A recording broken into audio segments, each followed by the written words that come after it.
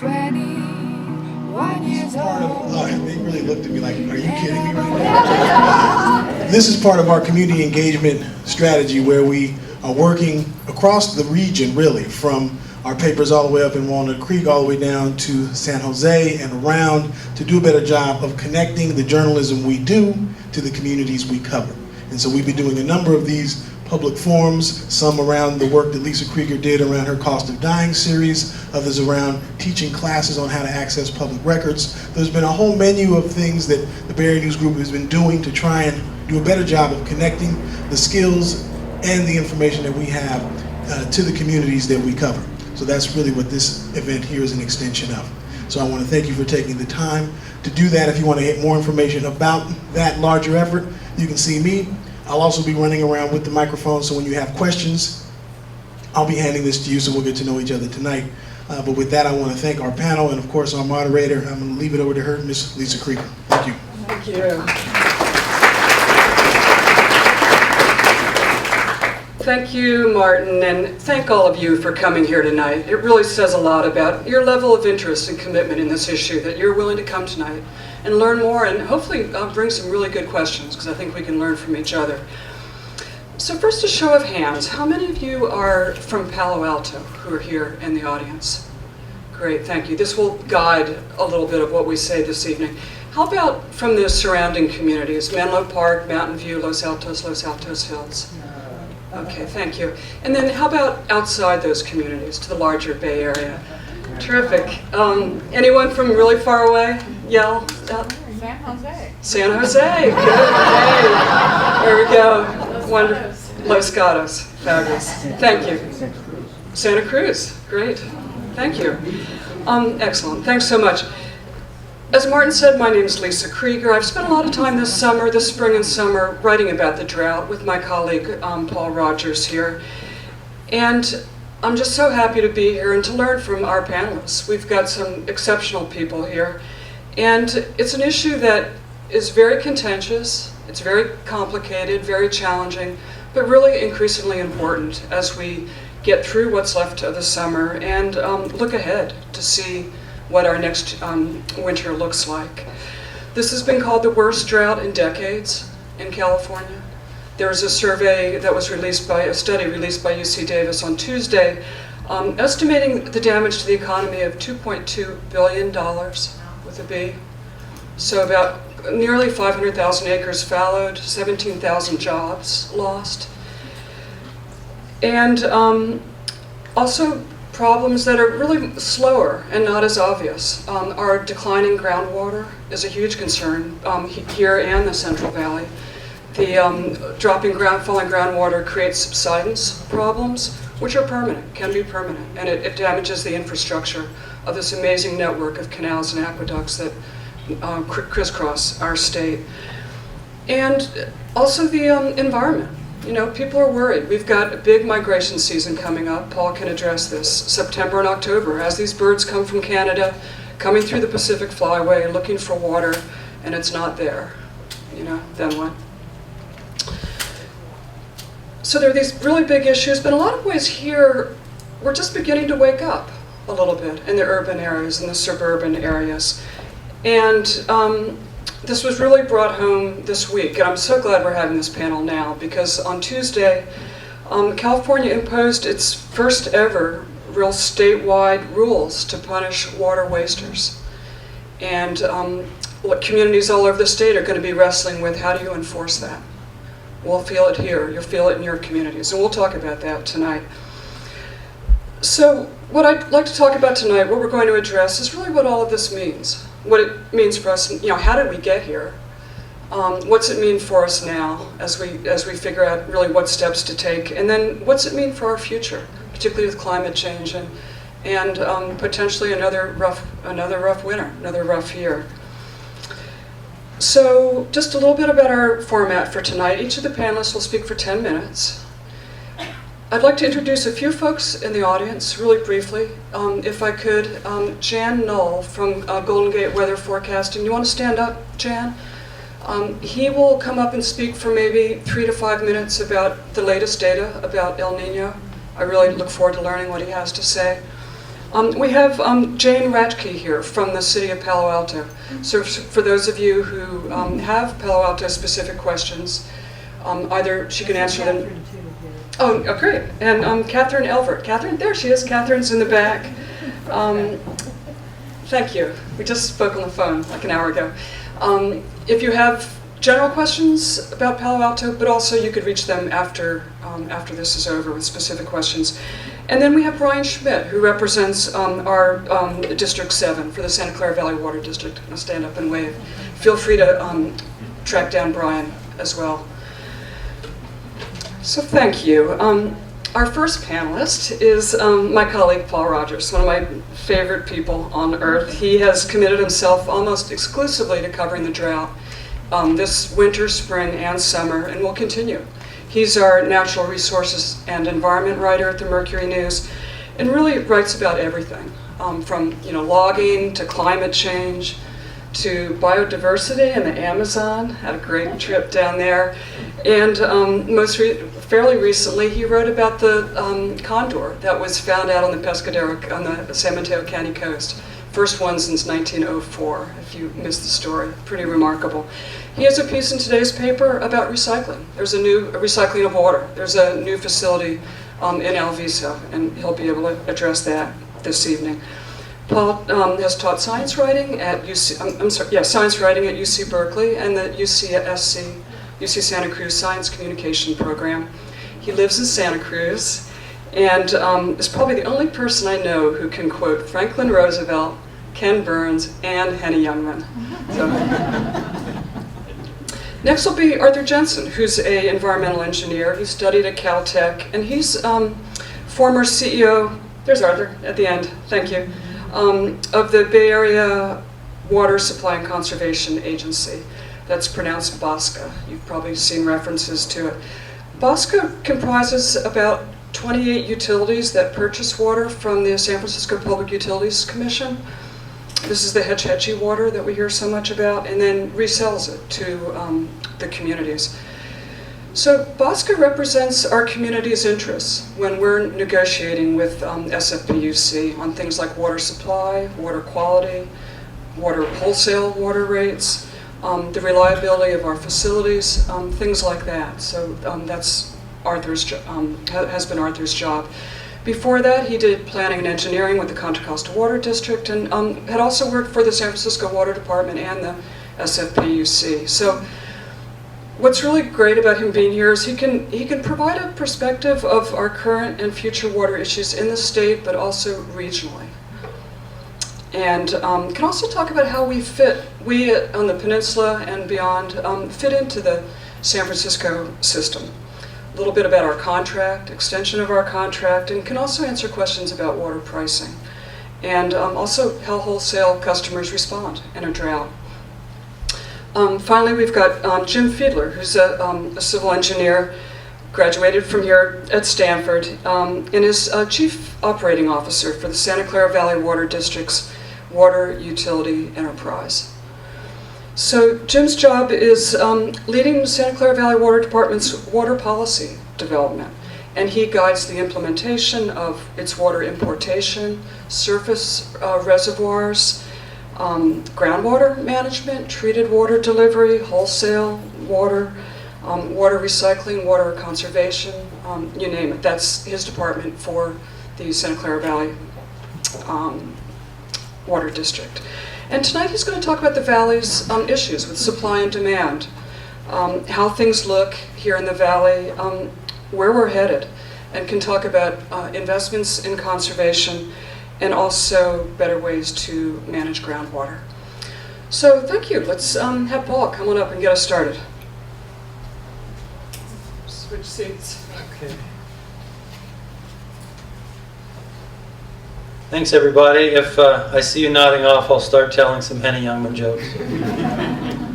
I appreciate all your interest. You know, water in California is one of the most complicated public policy topics there is. And there are a lot of complicated topics in California to learn about if you want to be an informed citizen, but also to cover as journalists. I've been covering it for about 20 years or so. And you can get lost in the minutiae and the details, but I always like to start off in talking about water, giving people the real 30,000 foot level. And the most important thing to know about California is that when it comes to water is that 3/4 of the rain and snow falls in the north, and 3/4 of the people live in the south. Okay, think about that for a second. So, what that means when you realize we're an arid state is that we have had to build one of the world's most extensive and complex networks of dams, canals, pipes, aqueducts to basically move water from the north to the south. And part of the reason for that is that we're a very arid state. In a normal year, San Jose gets 15 inches of rainfall a year.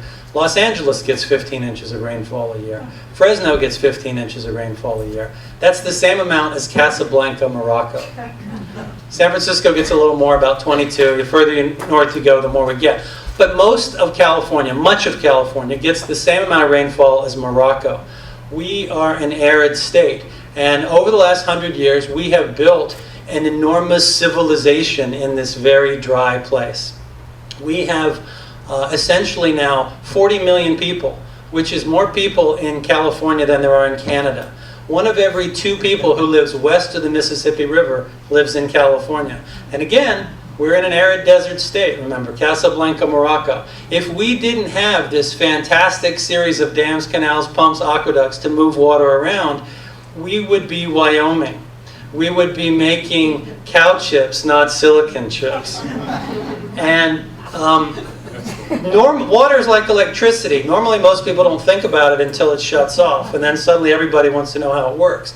And I think in this case, all that moving water around over the last 100 years has allowed the population to grow here, to create the 8th largest economy in the world if we were a country. It's allowed us to create the largest agricultural state economy in the United States with a $45 billion annual industry. It's allowed us to create Silicon Valley and Hollywood. It has also caused a lot of problems. We have dammed almost all of the great rivers in California. We've driven salmon and other species to extinction. We have flooded a good section of Yosemite National Park. We've done a lot to change the natural environment of California that was here at the time of the gold rush. We make rivers run backwards. We make water pump uphill. The single largest consumer of electricity in California is the State Water Project, moving water from north to south. And so in a normal year, it's complex, and a lot of people fight over who's going to get how much, because there's never quite enough for what everybody wants. And in a drought, it gets particularly dicey and particularly tense, because we don't have as much snowpack, we don't have as much rainfall, and we're already overtaxed with farmers, cities, the environment needing and wanting more than nature normally provides. That's exacerbated in dry years like now. And how dry is it? That's not like a punchline to a joke. How dry is it? Well, Lisa mentioned Jan Knoll, the veteran meteorologist. He's run some numbers showing that if you look over the last 3 years, just the most recent 3 years, it's the driest 3-year period in San Jose, going back to 1898 when records were first kept. In San Francisco, back to 1849, it's the 4th driest period. The calendar year 2013 was the single driest calendar year in California history back to 1849. So we've had some, particularly dry years. Like I said, San Jose normally gets 6 inches or 15 inches. We got 6 inches over the past year, just to put it in context. And we have groundwater, we have reservoirs, we have other places to store water, we have conservation, we have ways when you get a couple of dry years that we can make it up and we can work through it. And that's what the state is doing right now. Well, and I'm, generally in covering the environment, part of my job is to put things in context, and a lot of that is telling people that many of the things they're worried about with the environment actually aren't as harmful as they might think. You're much more likely to die from driving your car without a seatbelt than from a few parts per billion of pesticide residue on your food, for example. But when you look at droughts, there's a very scary side that people don't understand. When you look in the scientific record, and we can do this by looking at tree rings, looking at sediment cores and other things, there have been 2 droughts in California over the last 1,300 years, 2 droughts, each of which were 200 years long. One was from 800 AD to about 850 to 1050. Another one was from about 1100 to about 1300. There have been multiple times when we had dry periods of 10 or 20 years or more. Australia just had a 10-year-long drought. And California, over the last 100 years, since we built up this giant civilization, the two longest drought periods have been 6 years. 1987 to 1993 and 1928 to 1934, also known as the Dust Bowl. 6 years. We can go a lot longer than that. And some scientists have actually said that this last century has been one of the wettest in the last 7,000 years. So we've built this huge civilization up, not really preparing for what might ever happen if we had a severe multi-year drought. I'm sort of hoping that this one will be over in a few months and we'll get a nice wet winter and everything will be fine. But we have to remember that that may very well not happen. I'm just going to close here by saying that, I think California has not responded very well so far to this drought. Most of the pain has been in certain farm areas with junior water rights in the San Joaquin Valley, in large part because of good planning. After the last 87 and 92 drought, places like Los Angeles and the Bay Area have done a lot. They've implemented a lot of conservation, they've expanded recycled water, they've expanded reservoirs, and so people in these areas aren't really feeling the pain. And in January, when Governor Brown called a drought emergency and asked for 20% savings from the state, he was thinking we might get something close to that. And as you probably saw in the newspaper this week, statewide we increased water use by 1%. So we're not even close. And many water districts, most cities, have not implemented fines. I see there's a guy here from Santa Cruz. I live in Santa Cruz. It's rough in Santa Cruz. We have mandatory 25% rationing. You normally spend $3 a unit for water. It's $50 a unit if you go over your allocation. Very strict. And 94% of the households in Santa Cruz are meeting that target because there's pain. Most of the other places in the Bay Area aren't even coming close to the 20% because they have voluntary limits. They don't have any kind of enforcement. Nobody's writing tickets. Nobody's telling you to stop doing anything. And part of the reason is that cities don't like to lose the revenue when they sell less water. And so there's this political pushback too, where the public, when you sell less water, you have to raise people's rates to make up the difference, right? Because your fixed costs remain the same. You still have to pay the staff, pay the electricity bill. So that's one of the tough issues why you haven't seen much more pain. I'll just mention the things we're looking at on the newspaper going forward. We're looking at how these rules are going to be implemented statewide from the state board. We're looking at the water bond that might be on the November ballot. We're looking at the wildfire season this summer, which could be very bad. We're looking at whether lawmakers are going to impose rules on groundwater pumping, which is kind of a Wild West right now with no rules in most places. And finally, we're looking at El Nino and not expecting it to bail us out, but hoping it will. So I'll stop there and I'll be happy to take questions later. Thanks.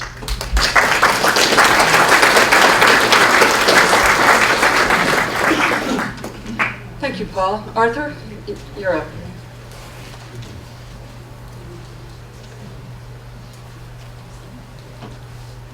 Thank you and good evening. It's amazing to see a crowd this big out for a subject this dry.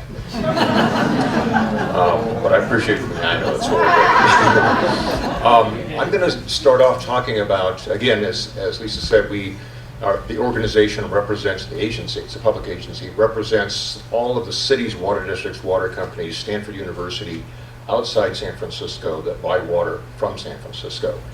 Many of those agencies have their own water supplies in addition to what they buy from San Francisco, but they rely on San Francisco in aggregate for 2/3 of their water, so it's a very important source. Also, those agencies outside San Francisco use 2/3 of the water that San Francisco produces and brings to the Bay Area. They use 2/3 of the water. You heard me right.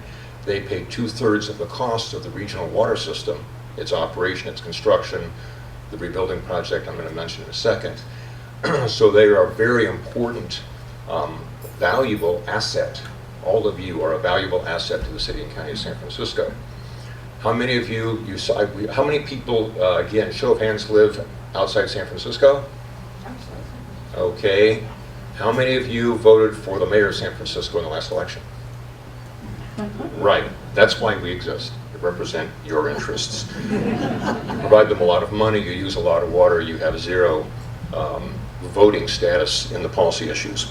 The Water System Improvement Program that San Francisco has underway is a good example of the relationship with San Francisco. I would characterize it by the familiar 80-20 rule. 80% of the time we agree with each other and we want the same things. 20% of the time it's different.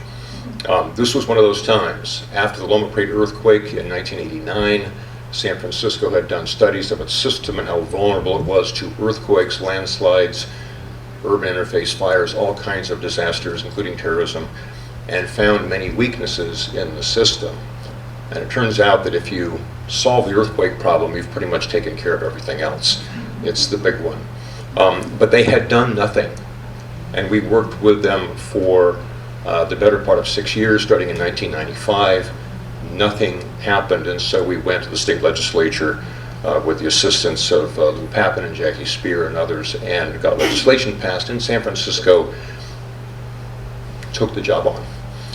And since that time, over the last 12 years, they've been doing an excellent job of revising how they do business and getting the projects built. There's 47 projects throughout the region, clear over to the San Joaquin River, but a lot of them perhaps even in your neighborhoods if you've seen the projects being done. It's been done. Why was it necessary? Because an earthquake, a sizable earthquake on any one of the many earthquake faults that run through this region, could have put the system out of water for 30 to 60 days, in some cases 90 days. That's zero water. This is not like a drought. This is much worse than a drought. The economic impacts of that were estimated over a decade ago at $28 billion, not counting loss of life or anything like that. So there was plenty of good reason to do that. I mean, imagine mom and pop businesses. What are you doing? I'm turning you up. Sorry. He's from San Francisco. Yes. Sorry. My bad. All right. There was two. Could you not hear me in the back? It's we. We hear We. you fine. Appreciate that. Appreciate that feedback. Sorry about that. I have a better idea. I can just talk loud. No. There you go. Why did he mess with it? Okay. Folks in the back couldn't hear. Okay. Is this better in the back? Okay. Yeah, raise your hand or make a ruckus if it drops off for any of the speakers. At any rate, the Water System Improvement Program is being done well. San Francisco reinvented how it does business, lets contracts and all kinds of things. So get this done as quickly as possible and within budget. That was their goal, and they had a good reason to do so. The state legislation provided visibility and oversight and transparency to their progress. The projects are being done. They're being done well. Many of them are completed. A lot of the earthquake protections are already in place. That's good news. Budget and status doesn't sound so good. It's a $4.6 billion program, which is about $1 billion more than the original estimate. It was originally scheduled to be done next year. It's going to be done 7 years later. But again, most of the projects are done, and we have taken on your behalf and to preserve our good reputation, a very careful look at each one of those project schedule delays and all of the cost increases. And what we had found as we looked at each individual project and each individual problem was that the costs were reasonable. They could not be reasonably foreseen ahead of time. They were in line. It was not a matter of mismanagement or San Francisco losing focus, and the schedule delays were necessary.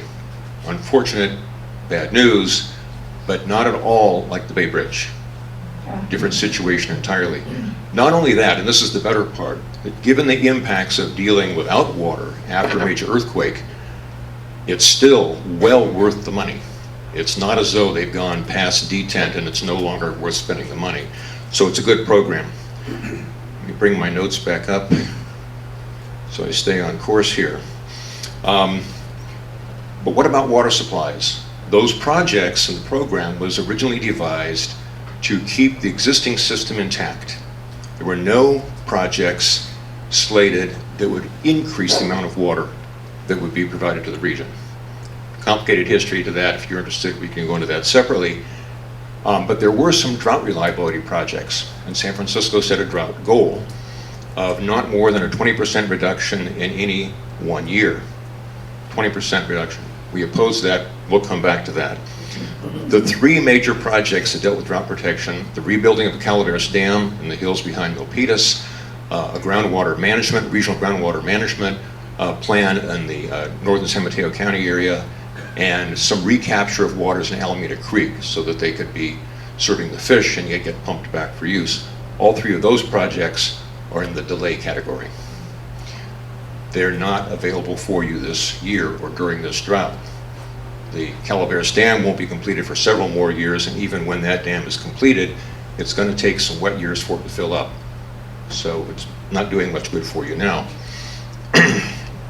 In terms of moving away from that program and talking about the future supplies and drought reliability, the contract with San Francisco provides all of you something very precious, and that is an access to their water supply in perpetuity, meaning forever.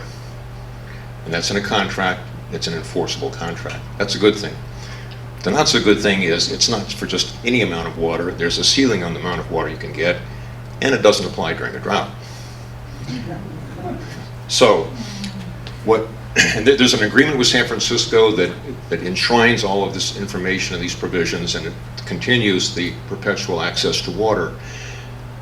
And in that agreement, like in many agreements, when there are particularly contentious issues, it solves 90% of the issues, and the very contentious ones are kind of left unresolved. San Francisco maintains that it's not responsible to serve this area any more water beyond the obligation, the perpetual obligation that's already assumed. All of your agencies, including City of Palo Alto, Menlo Park, and other places, said, well, we reserve the right to contest that. And that hasn't come to the table at this point. But what BOSCA has done is to say, okay, suppose aside from just being a police force on San Francisco's activities, we work with the agencies, the 26 member agencies, to see what they can do on their own, independent of San Francisco, and in addition to what they're doing individually as responsible agencies. And that's in the area of future supplies and also drought protection. And BOSCA has done that. They've worked with the local agencies to help augment their conservation programs. We have regional conservation programs. We've worked with the environmental groups. The Tuolumne Trust is actually the one that puts on the school education programs for us. We've been working on future supplies and drought reliability. And that takes me to a study that was recently released by San Francisco. And it's on the socioeconomic impacts of water shortages to the San Francisco region. And I have a statement that's dated today by the current CEO of BOSCA regarding this study.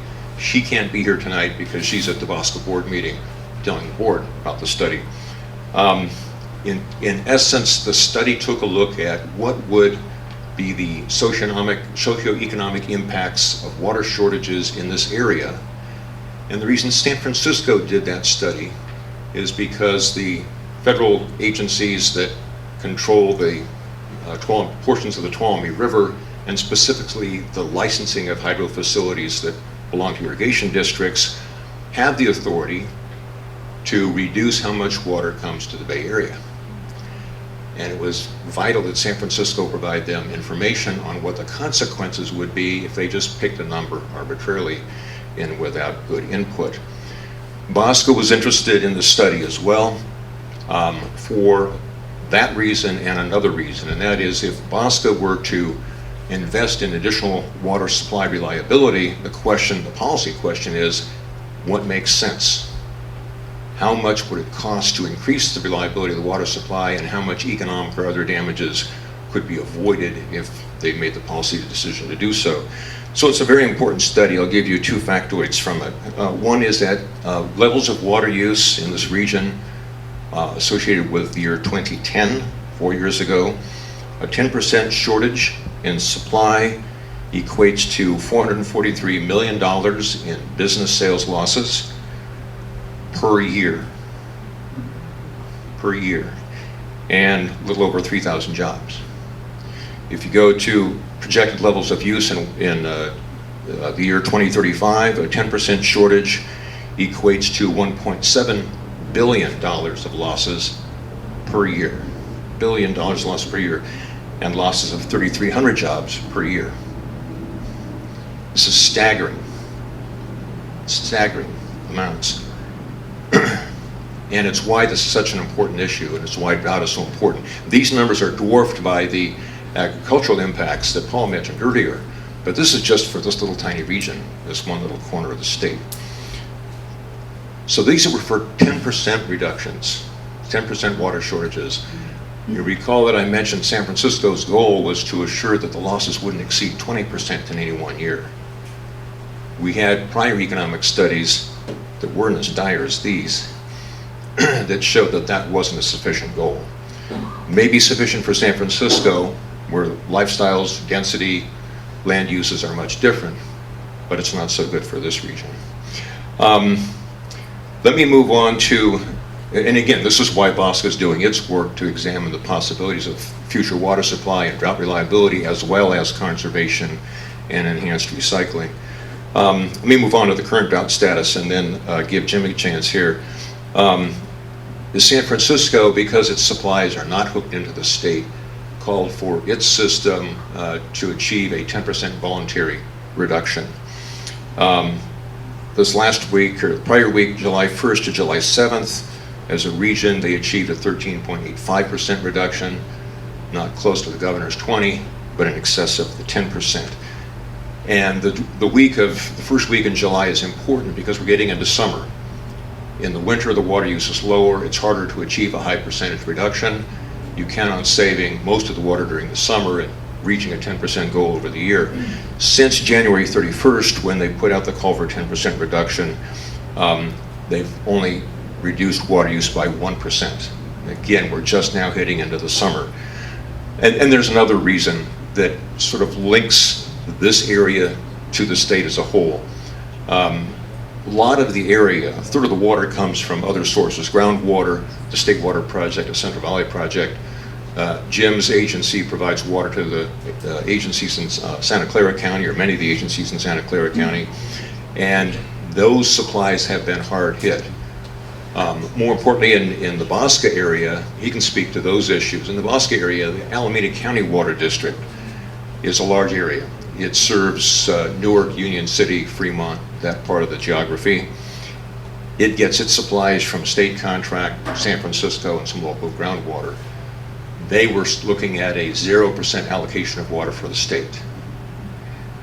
Don't think it's that dire now, but they have already in place 20% reductions, and it's a mandatory program, and they're using their full entitlement from San Francisco. It's the one supply that they had that they could rely on. And so that it affects the global picture of reductions. You may have a lot of agencies doing a good job of reducing. Alameda County Water District is a large agency, and it's really dependent upon this supply. So that's another reason some of the statistics are skewed. And as Paul said, the water picture can get very complicated. I think I'll stop there and be glad to answer questions later.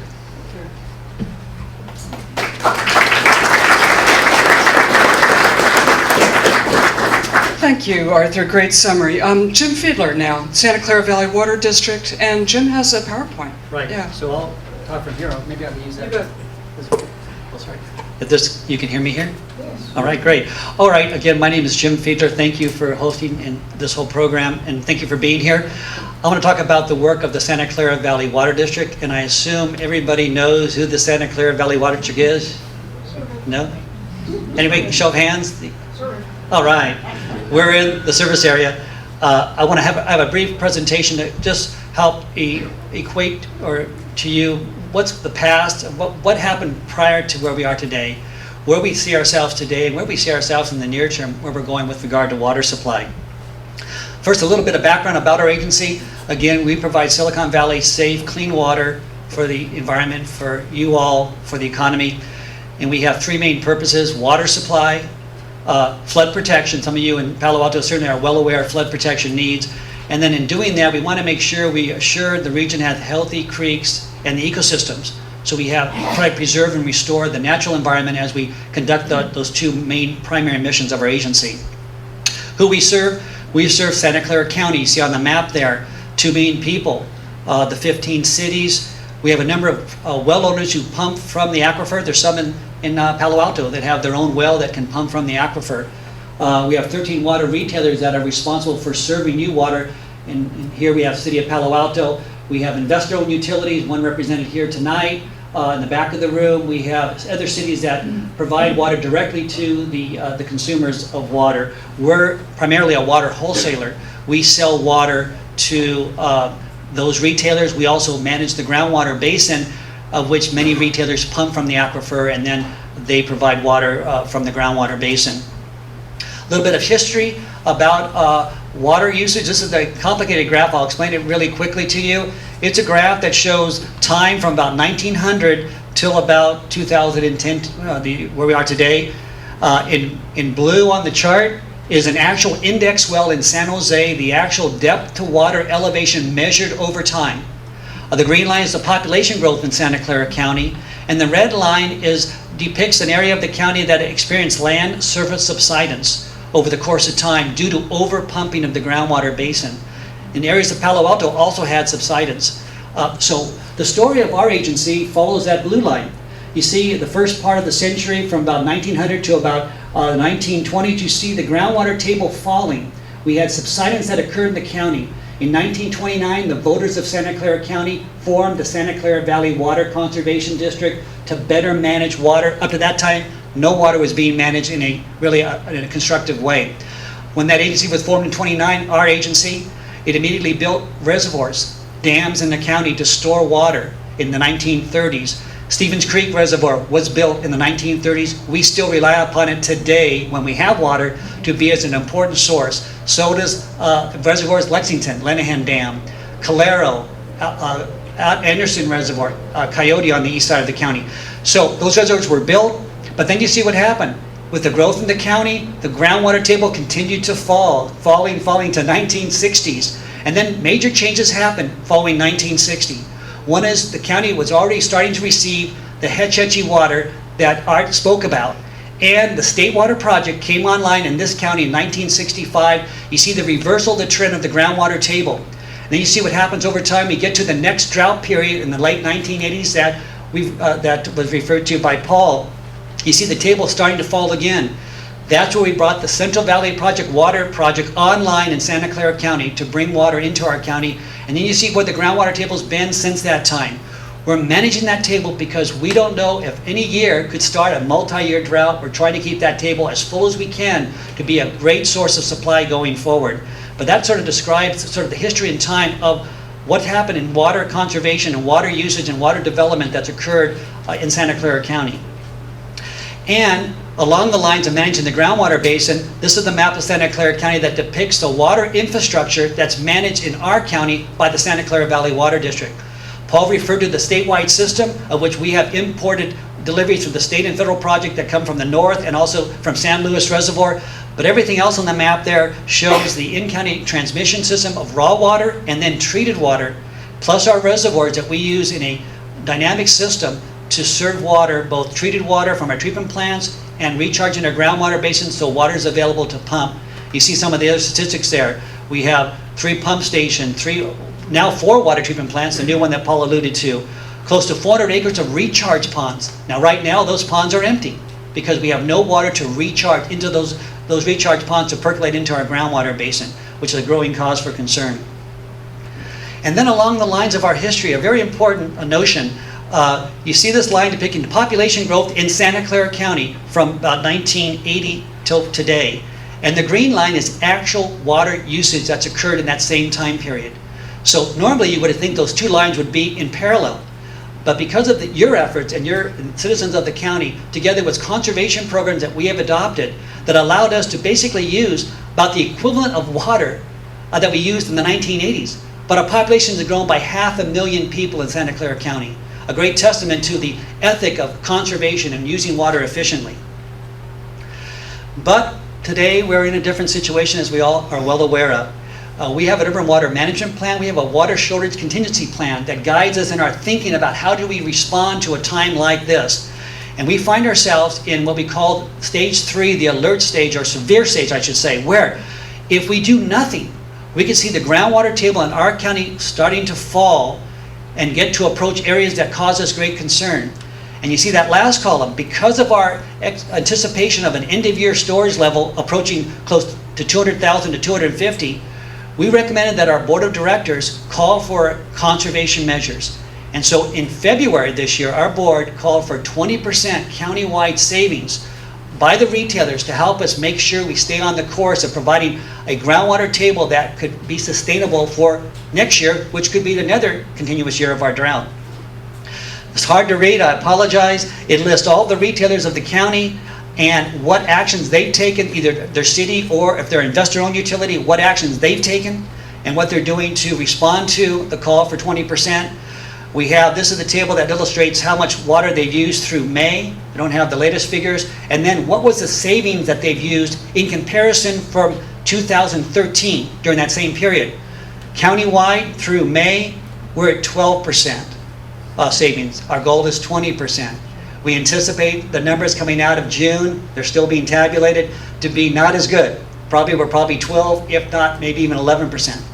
So we know there's more work that needs to be done to help us achieve the goal, because we know the consequences of not achieving the goal, as far as, in our case, the groundwater table that could fall further and really erode our confidence in making sure we have reliable supplies moving forward. So what have we been doing? Not only trying to secure our supplies and manage our system, we have a number of conservation rebate programs, much of which you can get at save20gallons.org on our webpage. Residential programs, landscape, turf rebate programs. We'll pay you to take your turf off. We've partnered with Palo Alto to make sure we can provide funds to help people remove that turf and put drought-tolerant landscaping in. We have agricultural programs to help make more efficient use for our ag communities in South County. Much outreach and education that we do day in, day out. And our board authorized us to double many of the rebate programs for a limited time. So we had programs, we've doubled them. We've taken the lids off some of them as well.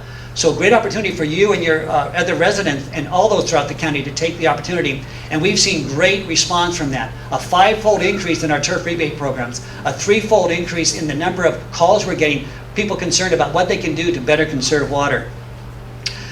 And we have an outreach program that on a drought, this is a picture of our drought webpage, Drought Watch. We're in severe, you go to our webpage at valleywater.org, get a lot of information about what's the story out there, what are the reasons, what are we doing about it. We have giveaways and other marketing programs, direct mail, community presentations. We even have given all of our employees, and we have a little form for you to fill out, a water bucket for your shower. So you can put this in your shower, and when until the water gets hot, capture that water, use it in the toilet tank or take it outside and use. We have a form you can get if you're interested afterwards to fill out. We also have a new campaign starting in July. The signs on the side here, it says brown is the new green. And these are signs you can put on your lawn when your lawn goes dry to let your neighbors know you're not just being a crummy landlord or a citizen, you're actually being responsible. And it's not a campaign for governor. But he'll take it. He looks a little green. Now, going forward, we hope to double our conservation program. You saw that we were able to achieve basically a flat water usage over time.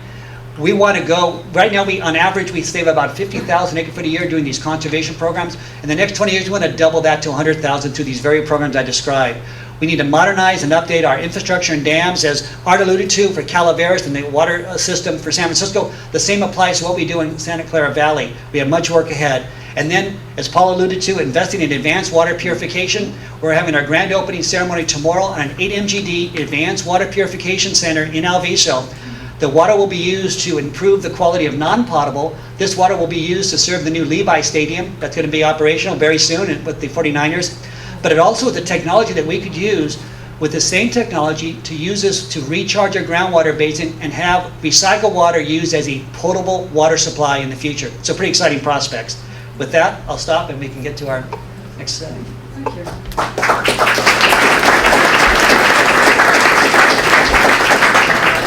Thank you, Jen. That was terrific. Next, I'd like to have Jan Null come up and talk about what the scientists say about what they see happening this winter. While Jan's making his way up, I'll just summarize very briefly a little bit of my coverage. I wrote a big piece about groundwater, as many parts of the state do not monitor their groundwater as well as we do, as Jim described. Unlike the surface water in our reservoirs and our rivers, there's no state oversight. So what we at the Mercury News did was filed Freedom of Information Act requests to all the counties in San Joaquin Valley and got their well permits. And what we've seen is that because surface water has been cut off, ag has become very dependent on well waters. And there's some areas like down near Bakersfield, Tulare, where there's just been a rush to drill. And this is something that the state is now trying to get ahead of. So when you hear about groundwater legislation, regulation, that's what that's about. I also did a piece where we followed the Tuolumne River from the source, just because so many of us are reliant on it here. Fabulous experience, I have to say, and really identified who all the stakeholders are along the way, all the many people that depend on the water that we think of as ours in many ways. What I discovered is that our rivers are very overcommitted, and there'll be a study coming out of UC Davis, UC Merced, that shows the extent to which they're overcommitted. Somewhere between 3 and 5 times more water rights have been given away than actually the volume of water flowing through the rivers. So no wonder when water gets short that there are a lot of tensions, understandably. People feel that this is water they're entitled to. They're not. It's not guaranteed, but it's created a lot of frustrations, which we're now hearing about on the state level. And then this coming Sunday, I'll have a piece, hopefully, about water transfers. There's a whole interesting water markets that happens. The whole issue of the open market with water is a really interesting one, and one that's not understood very well. It's a little bit of a free-for-all. It works pretty well. Essentially, there are the haves and the have-nots, right? So what we're seeing now are the people who have the water selling it to those who do not, and it often just goes to the highest bidder, and it can get very expensive very quickly. Unlike electricity, there's really no central clearinghouse or a place, or like the stock exchange where buyers and sellers can meet, where it's very transparent. A really, really interesting situation. All right, I'm going to hand us over to Jan Null, and then we'll get to your questions. Thank you. Thank you very much, Lisa. Lisa asked me just to come up and talk a few minutes about El Nino, some of the myths and misconceptions that are going on about it. It does look like there is going to be an El Nino. So unfortunately, one of those misconceptions is, okay, Jan said El Nino, we're out of here, drought's over. That's not the case with El Nino. There's all sorts of flavors of El Ninos. Some of the original projections for this El Nino was it was going to be a strong event. Those have all backed off down into the moderate or weak category. So what does that mean for rainfall around the Bay Area in Northern California, which, like Paul said, that's where 3/4 of the water falls. That's really are the important basins. With a with a moderate El Nino, we'll sort of take the middle case of the 8 events since 1950 that fall into that moderate category. 4 of those have been above normal, and 4 of those have been below normal rainfall. So I mean, it's, there are no guarantees when it comes to an El Nino. When we get even into the stronger categories, there have been 6 of those events. 4 of those have been above normal, 1 has been right around normal, and 1 was a below normal strong event. So as much as I would like to be here saying, okay, it's the end of the drought, we certainly can't say that based on the fact that there is most likely going to be an El Nino this coming winter. So I won't take any more time now. I'll be around for questions if anyone has any particular questions. Also, if you Google El Nino myths, I've put together a fairly extensive list of looking at some of the climatology around California based upon El Nino. A lot of these discussions I've had with Paul and Lisa for some of their articles in the last 6 months or so. So thank you very much. And again, any questions I'll take later. Jan Paul has a question. Oh. For people who don't remember, since it's been a while, since we've had a big El Nino, the 97, 98 winter, can you explain to them what an El Nino is, what happens in the ocean and the atmosphere, and how that's different from a La Nina? Sure. Thanks, Paul. El Nino is when the waters of the tropical Pacific off the coast of South America get warmer than normal. That then changes the track of the jet stream, and oftentimes, if there aren't a lot of other competing influences around the globe, that means that we get a stronger jet stream across at least the southern tier of the United States, including Central and Southern California. But El Nino doesn't operate alone, and that's what often gets lost in the translation. We have things like the Pacific Decadal Oscillation. When that's in a warm phase, then El Ninos are stronger often. When it's in a cool phase, El Ninos are weaker. There's also the North Atlantic Oscillation. There's this whole alphabet soup of different things going on in the atmosphere. So it's not just El Nino. So we have to take that all into context. The one thing it is not is the polar vortex. Thank you. Jan's here and can follow up later. I'm going to start off the question and answer, if I can, with one for Paul. We've heard a lot about the water bond in Sacramento, also just the health of the Delta in general, and then the tunnels that are being proposed. Okay, I'll give a real short update on the water bond. I don't know if people usually follow water bonds. It's not the most exciting thing on the ballot most of the time. But basically what a water bond is when the state legislature every few years, maybe every 5-6 years, puts a statewide ballot measure for people to vote on that provides a bunch of money for water projects. And the legislature has to figure out what kind of projects are going to be in that bond. And sometimes there's a source of great fighting on that because, California is, whether or not Tim Draper gets his way, it really is like 6 different states, the hydrology. So there's people in the Central Valley who just want all the money spent on new reservoirs. There's people along the coast who want it spent on water recycling and conservation rebates, and everybody wants some pork in it. They all want bicycle trails in their areas and things like that. And so when Governor Schwarzenegger was governor, to cobble together a water bond in 2009 for the 2010 ballot, they had to put so much pork in there to get the 2/3 vote that they needed that they had this $11 billion monstrosity that was going to go on the ballot. They did some polling, they realized it was going to fail, and they pulled it off. And then the economy was cratering, and they pulled it off again. And so right now, if you look at the Secretary of State's website, there is an $11 billion state water bond on the ballot. And all the legislators think it's going to fail. Jerry Brown says he will campaign against it. So what they're trying to do is gather 2/3 now to take it off the ballot, which they need to do by early August, and then find another 2/3 in each chamber to write a new smaller one. Now, when the legislators were asked to come up with the smaller one, they came back with $10.5 billion. So Jerry said, I don't think so. It's got to be 6 or nothing. And so, obviously the more money that some of the agencies represented here can get, the more projects they can do. But the more money you put in it, the higher the likelihood polling shows that it will fail. So right now the legislators are on break, but they're arguing, and will be arguing when they come back. And what's complicated this is the 3 Democratic members who turned out to have legal problems, and that's putting it mildly. People like Leland Yee, who have other things to worry about now than water bonds. So the Democrats no longer have a 2/3 majority in the state Senate. And that means they need some Republican votes. And the Republicans are saying, we won't vote for anything unless it's got lots of dams in it. And the Democrats are saying, we won't vote for anything with lots of dams in it. And so that's where they are. And I've talked to a number of folks who are following this very closely, and I think they're expecting and hoping that each side will give a little and we'll get a bond that's maybe 6 or 7 or 8 billion. And that will be on your ballot in November. To be decided. I think it's 50-50.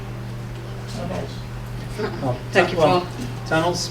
Real short on the tunnels. The Delta.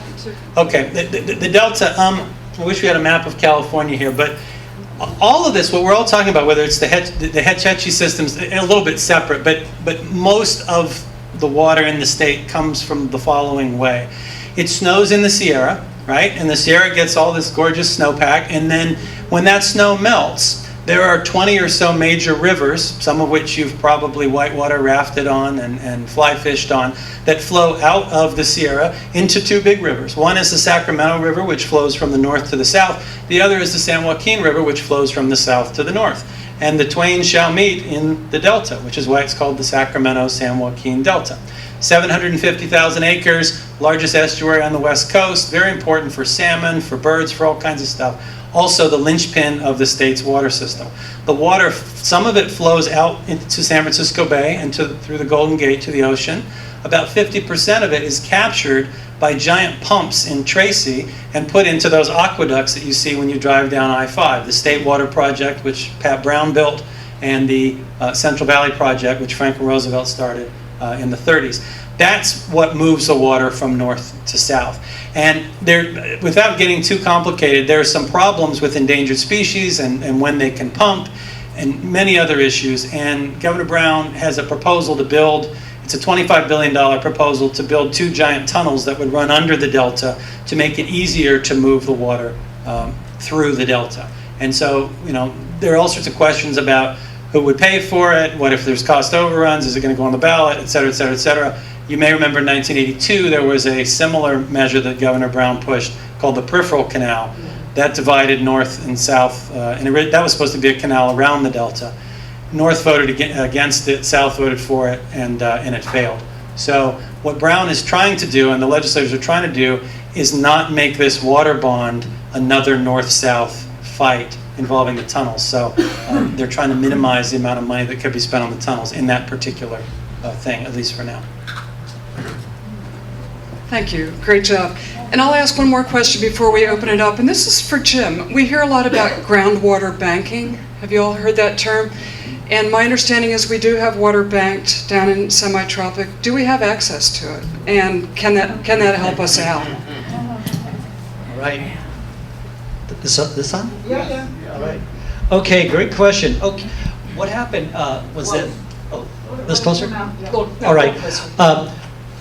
We recognize the importance of storage. We know that we have wet years, and we have wet years we can store. When we have dry years like we have now, having carryover storage is vital.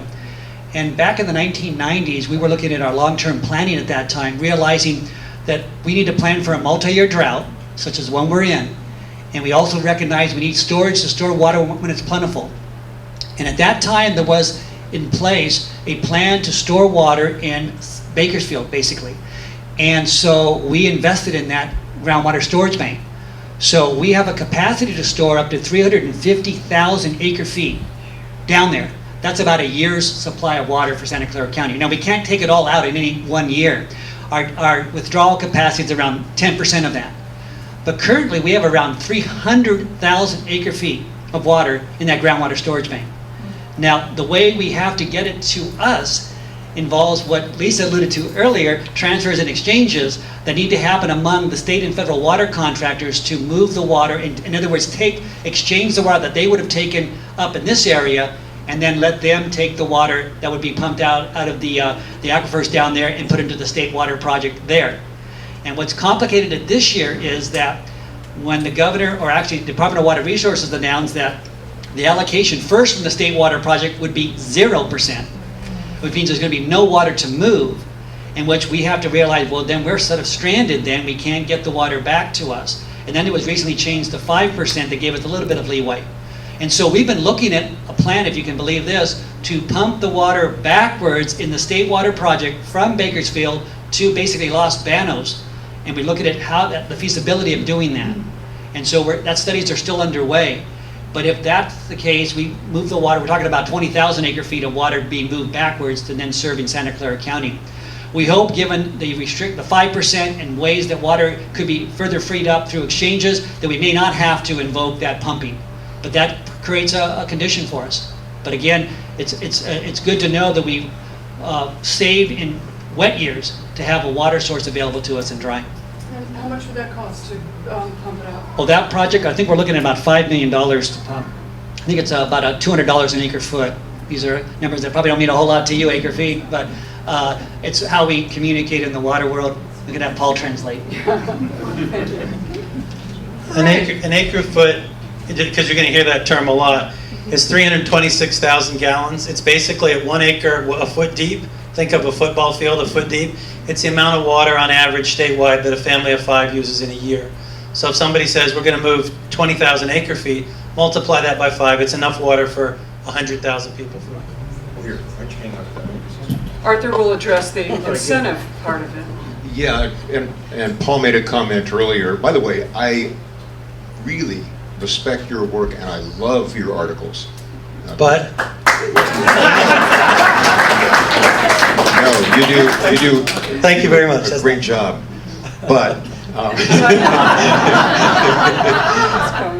he made a comment earlier that the politicians, as a matter of making policy, don't want to enforce conservation because it makes them raise rates. And as a water manager, or retired water manager, I would disagree with that and the comment that there's a conflict, as the speaker alluded to.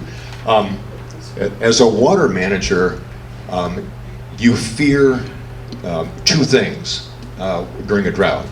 One is not calling for enough conservation soon enough and running the area out of water. You will never get another job.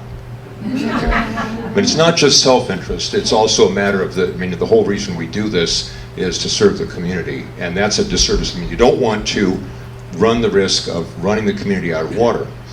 On the other hand, if you call for hardship and conservation to a degree of hardship, and then it rains, everybody thinks you're an idiot, and you can't get another job.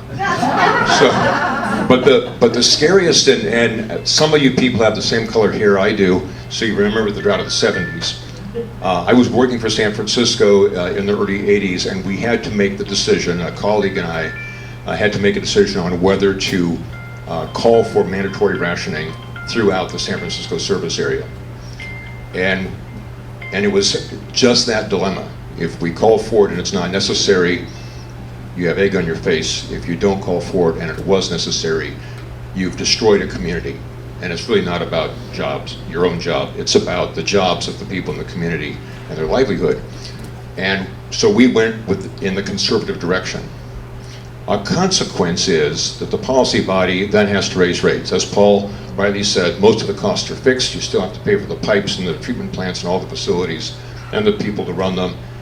Very little amount of the expense scales with the amount of water served. So you've got to raise the rates. And it's not a weird economy unlike anything else. It's the same way bananas are sold. No one pays for the meat inside the banana peel. You pay for the people to grow them and pick them and put them in trucks and take them to Safeway or Whole Foods or wherever you buy your bananas. Water's the same way. The number of bananas goes down, the price per banana goes up. The amount of water goes down, all those costs are fixed, so the price goes up. And that's what the politicians don't like. They don't like having to do it. But I assure you that the water managers will prevail. They will not put your communities at risk. There may be cowards out there that would, but I haven't met a water manager that would make that kind of a decision. They will have a hard time explaining to the public who doesn't understand why the price goes up when they're doing a good job of conserving. They do have to answer the politicians, and the voters that don't like the price going up while they're conserving vote for the politicians. But the water managers won't let that win, not the ones that I'm familiar with. I think if you look on the chart, that, and there are a lot of good water managers who I agree with that. If you look on the chart that Jim had of how the 13 retailers in the county are responding, the water district asked for 20%. Only one of the 13 has actually imposed a policy asking its residents for 20%. That's Morgan Hill. Nobody else has. This is really green grass right out here I'm looking at. You have to water that a lot. I don't think we're getting 20% in Palo Alto.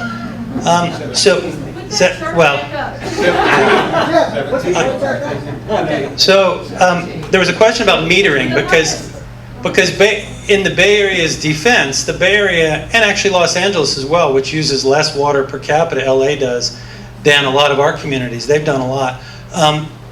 They have done a lot more than many of the Central Valley towns. So you asked about meters. I wrote a story in February where I got a list of all the cities in California that don't even have water meters on the homes, where they pay a flat rate, like 25 or 30 bucks. Use all you want. There's no price incentive or disincentive.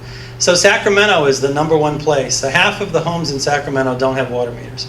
And part of the reason is that they've fought it for many, many years. That somehow they believed that if they saved water, and they said this in testimony in the Capitol, that if they saved water, then somehow it would be shipped south to Los Angeles. And you know, there's a law that Governor Schwarzenegger signed that requires everybody by 2025, I believe it is, to have meters. And they're now making progress. They're digging up Sacramento neighborhoods, and you know, they're getting there. But many of the larger areas have only just gotten them, like Fresno, or you know, have still not gotten them, like Modesto. But San Francisco's had water meters for 100 years. LA's had water meters for 100 years. So that's the thing on meters, and that is an up arrow. In other words, it's heading in the right direction. It is now. No one's even arguing that they shouldn't have water meters. It's a lost battle, and it's going to happen over the next few years. Second, and I know, by the way, Brian Schmidt, who's here, has been arguing that it would be nice to have a law that sped that up a little bit, maybe by 2020 instead of 2025. The second question was about the easy, you know, the bang for the buck. What can you do that's easy where you get a lot of water savings? Agriculture in California uses 80% of the developed water. That means the water that people consume. So huge amounts of agriculture. There's 9 million irrigated acres in California.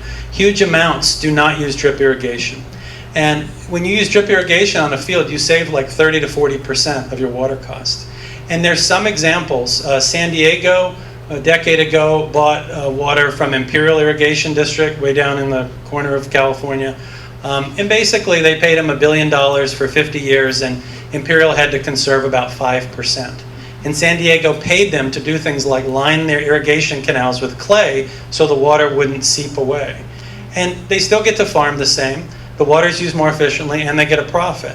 And I think that's one of the big potential future ways of going in California, is that cities pay farmers to put efficiency measures in place, buy the water. They don't take the water, they don't keep the water. They sort of rent it for 30 or 50 years. And you know, over time, that's an efficient way to do it.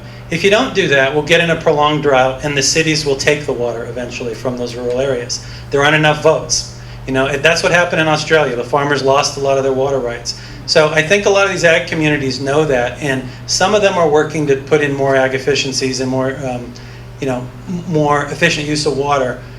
That to me is where you get the most bang for the buck. At your house, the most bang for the buck is turn your sprinklers off. 50% of all home use in the summer is from irrigating landscaping. I told you we have 25% mandatory rationing in my town in Santa Cruz. I have a yard, I have 2 little kids. I cut back the watering, I cut it in half, and I'm easily making the 25%. That's all you got to do. I mean, do the math. If it's 50% of your use, cut it in half, and you're at 25% without taking shorter showers, without turning the water off when you brush. All the rest of that is just gravy on top of it. And then check your house for leaks. Turn everything off, look at the meter. If it's still running, you've got a leak. Some people, they have huge leaks and don't realize it.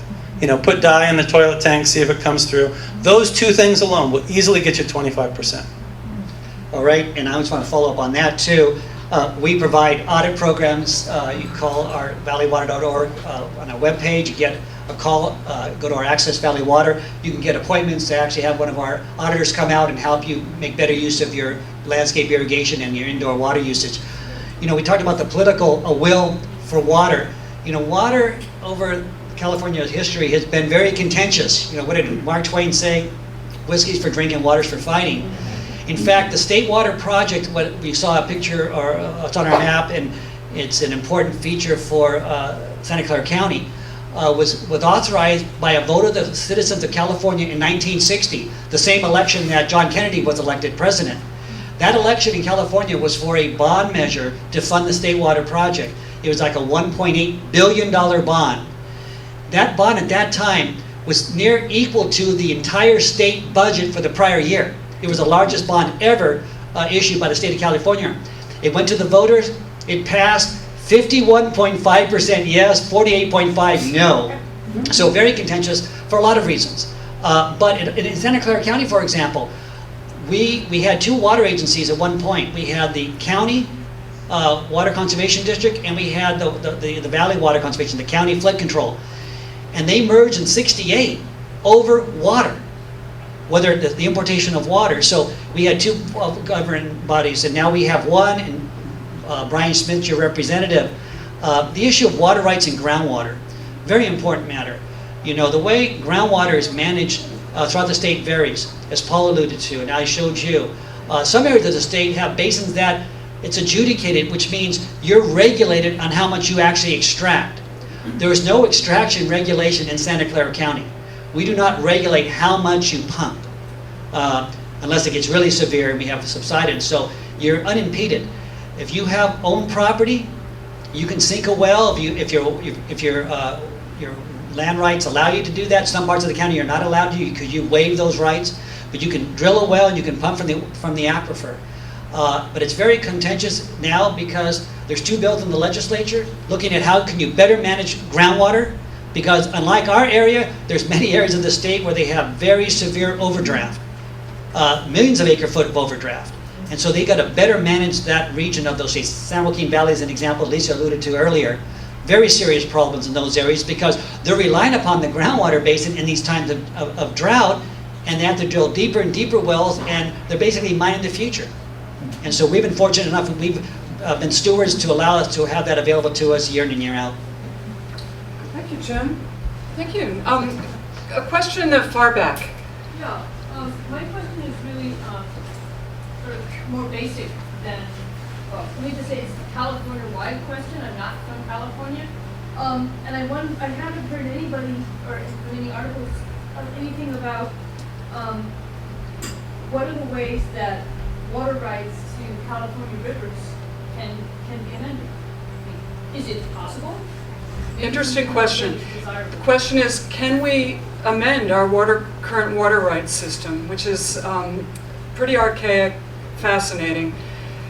We have experts here. My understanding is there are riparian rights if you live on the water. There's senior rights if you if you predated 1914, and then there are the more junior rights for the newcomers. And as we run out of water, the junior rights holders are the first to feel the pain, and then it works its way down the system. Elaborate if you could, and also talk about the prospects for amending those. And my understanding is, Paul addressed this, that Australia actually has torn up its water rights system. I think South Africa is considering the same, and Spain is also considering it. I'll take a stab at it. It is a contentious subject. And Australia's plan B, by the way, was mass migration. Move the people to areas where there's more water. And when it gets bad enough, that is the type of thing you consider. So amending water rights, they were in a very dire situation and it went that far. I don't expect that's going to happen in the near term in California. That's one of the areas that I'm basically pessimistic about. Lisa mentioned the pre-14 water rights. The significance of 1914 is that that's when the state water rights provisions were put into place. And those rules were deemed, when they were put into place, they couldn't affect any water rights that had been established prior to that. So water rights that were of the sort that you have to get permits for, and those permits were taken out after 1914, they are subject to all the regulations, and the earlier water rights are not. The people that have those earlier water rights, like the city and county of San Francisco that serves this area, Modesto and Turlock Irrigation District, and many others, are very protective of those rights. They don't want, they feel they did their job early and did it well, and they don't want the latecomers to be able to take that away from them. And as beneficiaries of those pre-1914 water rights, you may or may not feel in alignment with that. There are other competing uses for water, like the environment, and the environment basically has no water rights. Over the last several decades, you've seen much stronger controls and regulations put into place, but nothing like a wholesale revamping of the water rights process. I think I retired just in time. I'm not going to have to live through those battles, but they are probably inevitable. One of the things that I heard, and I wish I could give credit where it was due, it may have been Paul Ehrlich, but they said that he said that the population keeps increasing. It's a job that's done by people that don't need skills or classes, and they enjoy their work. But nobody's making more water, and so we will hit that point someday. On the water right question too, you know, we have a number of dams and reservoirs that I alluded to in our county. we're able to store water because we obtained water rights starting in the 1930s, and then we have 20 or so different water rights. But we were challenged back in the late 1990s about our water rights. Were we following the public trust in our release of waters for not just for human consumption but for the environment? And we developed a habitat collaborative to reach out and determine how we can best manage that. So our water rights are under appeal before the state board, and we have rule curves we've established for some of our reservoirs that allow us to better manage the water, not just for human consumption, but for the natural environment in the system. Remember, those water rights were put in place well before the Endangered Species Act, well before there was much awareness and good conscience about how do we manage respecting the environment. We're much smarter today about that, but it's a much more difficult, as Art alluded to, a much more difficult conundrum to deal with. How do you change those rules? Because we talked about the Delta earlier. San Francisco diverts the water. The water you drink in Palo Alto largely is water that otherwise would have gone out the bay, but it's been diverted before it got to the Delta. And on average, about 46% of the water that would have made it to the Delta is used upstream in the San Joaquin and Sacramento Valley. In fact, the water that's pumped by the state and federal water contractors, of which we're a contractor of, is about 17% of the average water that flows through the system. So, and again, it's all done through water rights, as Art alluded to. Just one thing about the politics of all that. Many of these senior water rights holders, they got these rights in 1900, 1890, 1880, when literally one guy went and nailed a piece of paper to a tree or took a piece of paper down to the county seat. And so California was a much different place back then, right? We had 1 million people or 2 million, not 40 million. And politically, it's going to be interesting to see whenever we get that next prolonged drought, whether the state is going to try to move to take back or buy or whatever it is, get back some of that water. You have rice growers up in Willows in the Glenn-Colusa County Irrigation District who have senior water rights, and the state water board is saying, well, if the drought drags on and we need water for public health and safety, to put out fires, to supply hospitals, to make sure that sewer systems run in cities, we're going to need to ask you senior water rights holders, for some of that water. And they have said in public meetings, there's nothing in the law about public health and safety. You can't have it. We'll see you in court. So then you get to this political question where you say, wait a minute, three-quarters of California's population lives within 1 hour of the coast. And if cities are running out of water and don't have enough for hospitals and putting out fires, is the voting public of California going to allow it to be used to water rice, which is a monsoon crop, in an area that gets 105-degree weather every day? That's not sustainable politically. So I think the smarter farmers know that and have tried to work out deals like I mentioned that Imperial did. Although a lot of them sort of say, this is the way I've done it, my grandfather did it, his grandfather did it. And so that's why it's a real political battle. In a lot of these communities, they don't have any other economy. It's not like Google is going to open a big place in Willows or Tulare County. I mean, that's all they have. And so they know that if the water goes away, it's like Owens Valley, everything dries up. Thank you. Yeah, I discovered that the Turlock and Modesto irrigation district's rights are actually senior to the city of San Francisco's. Again, this is an artifact of history. Question way in the back. I'm sorry, gentleman with the suspenders, and we can do you next. Thank you. So I've been doing water conservation for 40 years, and it is the truth that I've been told by water agencies that they can't afford to conserve because of their capital improvements, because they have salaries, and they've said it to my face. I worked with Hewlett-Packard, Canon Computers, eBay. I set Intel's water management up. Gentleman right here has used our software, and he saved tens of thousands of dollars worth of water. And yet, whenever I go to water agencies and say, we've got a really simple solution, it's a virtual smart controller. No equipment, 400 to 900% return on investment every year. Nobody has to do much of anything except train the landscaper on how to do schedule. Let's let Jim and Arthur address that. It's a great question. You want to? Sure. Thank you. Thank you. Yeah, I find it distressing to hear that. I guess I should amend my earlier comments by saying it's not the way I think. that when you have to conserve water, and sometimes even before you have to conserve the water, it's the appropriate thing to do. When I worked for the Contra Costa Water District, I remember speaking to board members, and they were saying, well, gee, why don't we just conserve the water? And I said, it's not a problem. If you pass this action this evening, we'll start conserving 10% water tomorrow, and you only have to do one other thing, and that is raise the rates 10%. And they were aghast. And he said, but that's the way it works. It's not that you shouldn't conserve the water, it's that it's another cost of business.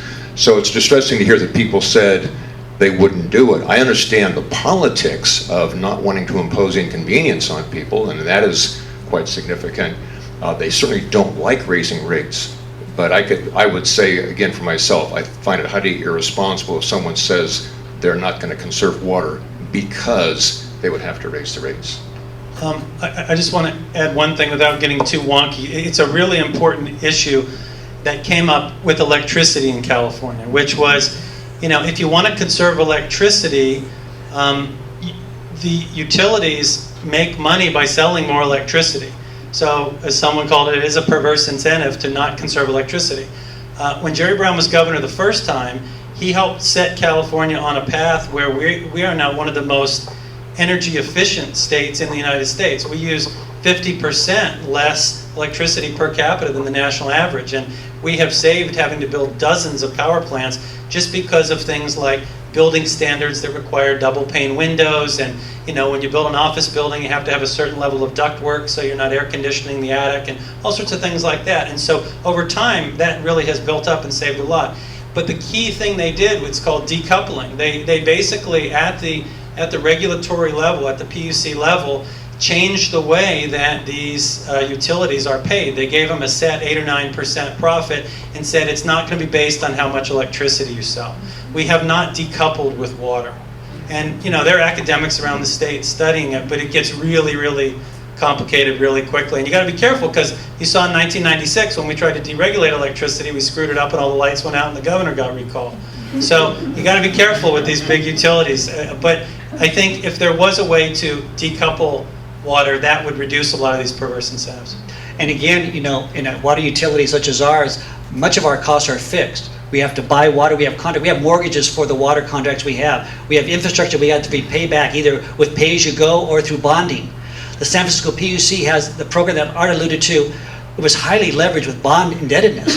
The annual bond payment that they make on their debt is equal to our entire debt at our agency.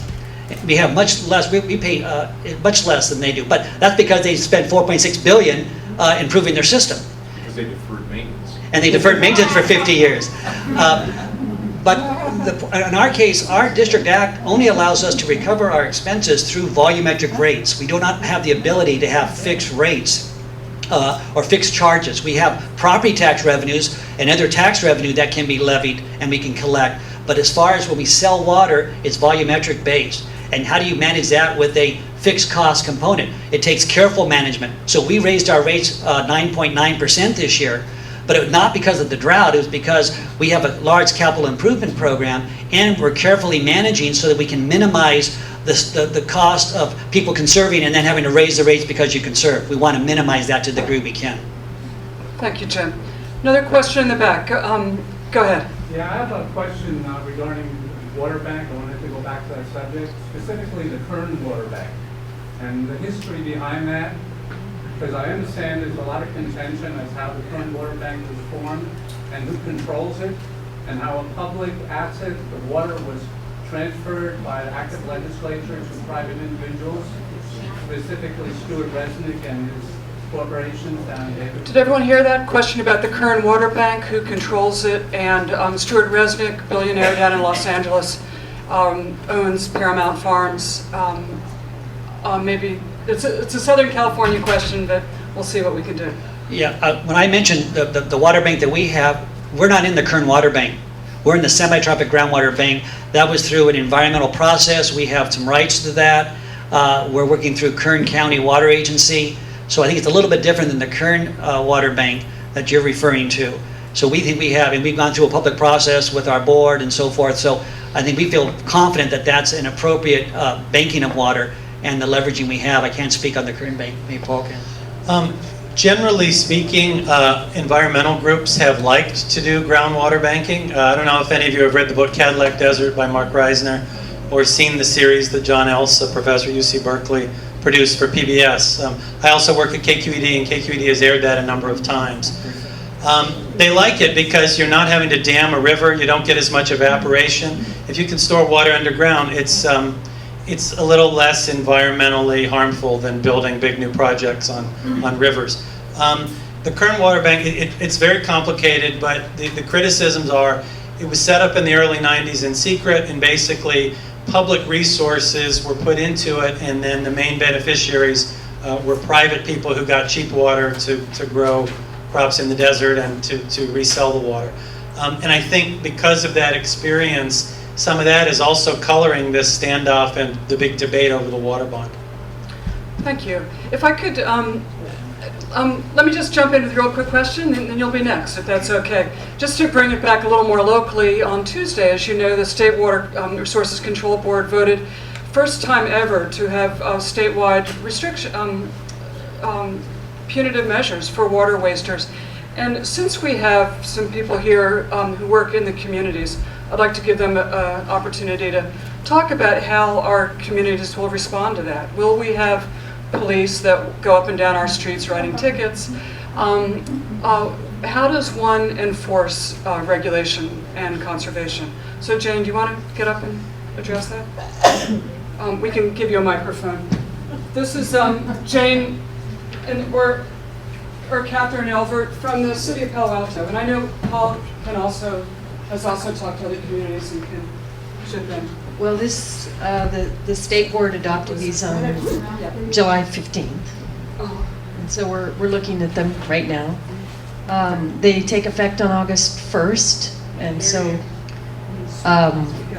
well, the regulations she's talking about, these emergency regulations that the state board adopted they just adopted them this week, July 15th. They're asking that they go into effect on August 1st. So we're still reviewing these.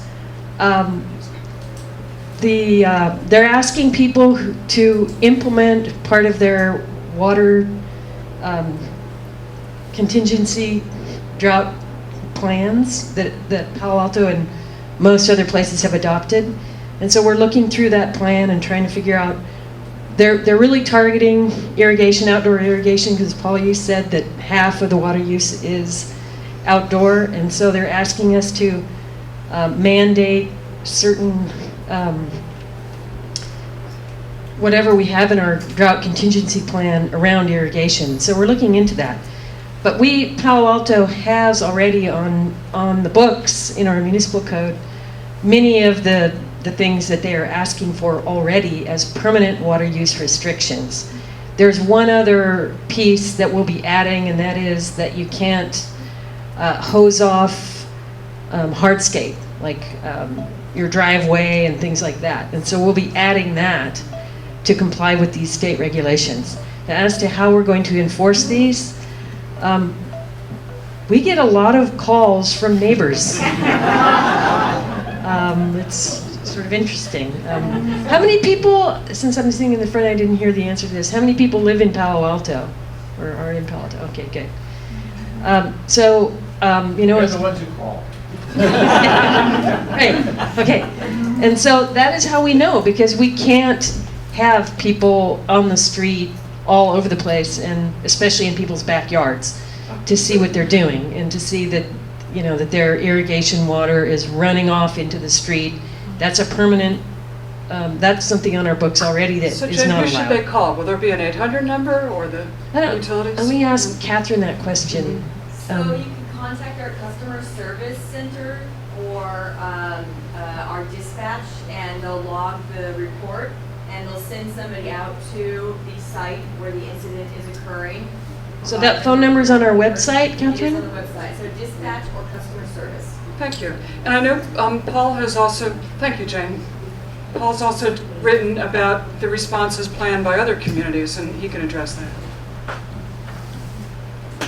Well, here's the thing. Most cities already have these rules on their books.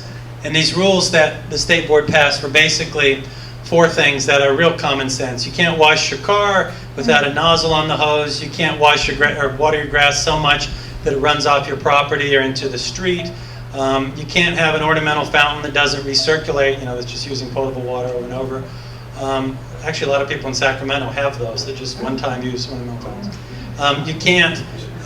You basically can't hose down instead of sweep your sidewalk or your street.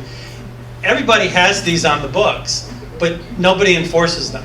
So I don't want to pick on Palo Alto, but I'm guessing if one of you calls the number right now, they'll send someone out to the offending property owner's yard. And if the property owner says, get off my property, there's nothing they can do. It's like you're getting pulled over by the CHP for going 80 and a 55 in most cities, and you say, get away from me, I'll drive how I want. If you don't enforce it, you don't get the results. So the question now, that's the $64,000 question, is the state board, which is basically Jerry Brown, he appoints the people in the state board. The state board is unhappy that California has not met the 20% goal that the governor set. They're worried that El Nino is not going to bail us out, and we're going to have another year where we're going to get into emergencies. So they're saying, let's be conservative about it. Let's try to save as much as we can this year while we still can, rather than running out next year or the year after. But enforcement is left up to each community. So some places, when this passed, Lisa was at the meeting on Tuesday. I called big water agencies. San Francisco Public Utility Commission said, we've been voluntary up to this point, we're changing. We are going to send out enforcement people to write tickets. There'll be a warning for the first time, like it is in many cities that do this. And then you're going to get fines progressively up to $500. And I said, are you going to set up an 800 number? Yes. So they are actually enforcing it. Other places, Contra Costa was mentioned. I called Contra Costa Water District, which has 550,000 customers, and they said, we're doing nothing differently. I said, what do you mean? And they said, well, we have a policy in place right now. I said, are you writing tickets? No, we don't think that's necessary. We like to work with customers. I said, but the law says mandatory. They just passed mandatory. We think that if we hang a door hanger on your door, that's mandatory.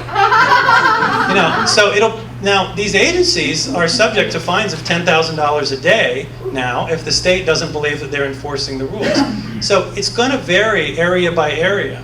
But many of these places want to keep in place voluntary rules. Again, they don't like the headache. They don't want to lose the money. I mean, that's just the way it is. They tell me that privately. And what we're doing in Santa Clara County is we in fact met with our water retailers today at a meeting. We're the water wholesaler. The rules technically don't apply to a wholesaler, but we're still reaching out, as we've done on many of our conservation programs, to work with our retailers. We're thinking, is there a better way to centralize support to them in the form of how do we get to the water wasters, if you will. We can go to our webpage, you go to Access Valley Water. We even have an app link on our smartphones that you can use that as a vehicle to report, or even take a picture and send it to us on where you see water wasting. We also have a number, I think it's 630-2000, that you can call if you have any concern, and then we can route that over to the water retailer to take appropriate action. We're going to our board this coming Tuesday at their regular board meeting to suggest that we need additional funding. We would actually like to fund what we'll call water cops, if you will, and make them available to our retailers to reach out and help them really incentivize, and not give the tickets immediately, but try to encourage the change of behavior.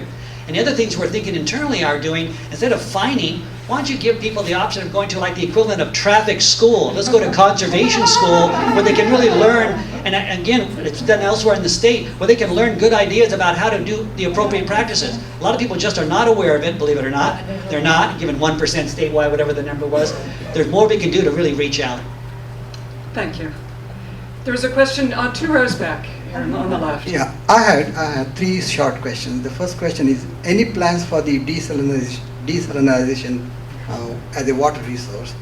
And the second question is, some of the cities like Pleasanton, I understand they are providing free water to the, what other, some of the cities in the Bay, Pleasanton is providing water to the citizens for the lawns. What other cities are doing it? And the third question is the instant water heater really saves any water?